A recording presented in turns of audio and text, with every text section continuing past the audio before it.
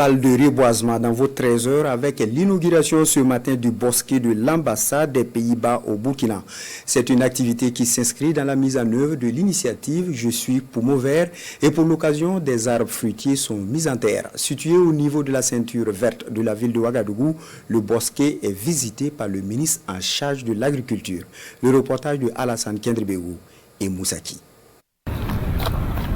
Bosquet de l'ambassade des Pays-Bas au Burkina Faso, situé sur la ceinture verte de la ville de Ouagadougou. Le ministre en charge de l'environnement plante un baobab. L'ambassadeur des Pays-Bas au Burkina, elle choisit un manguier. L'acte donne lieu à l'inauguration officielle de ce bosquet d'une superficie de 5 hectares.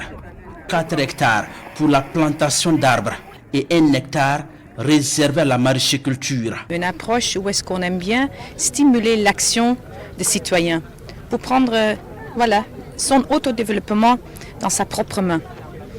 Et on fait ça dans tout le pays, dans des régions. Pour moi, ce n'est pas seulement une action patriotique qu'on entend beaucoup. Pour moi, c'est une action planétaire. Parce que nous sommes toutes dans la même planète.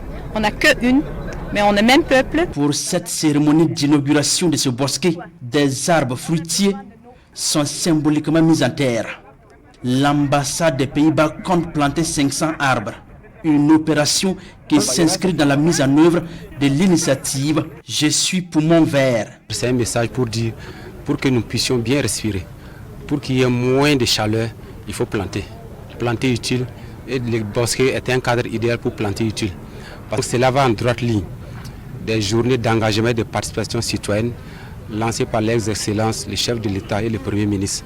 Ça veut dire que ces journées-là, l'appel a fait un écho jusqu'aux Pays-Bas.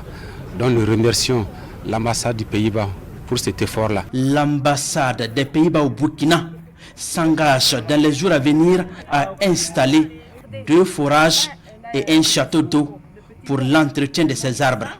Elle compte également sur l'appui de son partenaire, l'association Citoyens Unis pour une ville propre, pour la survie de ses plans.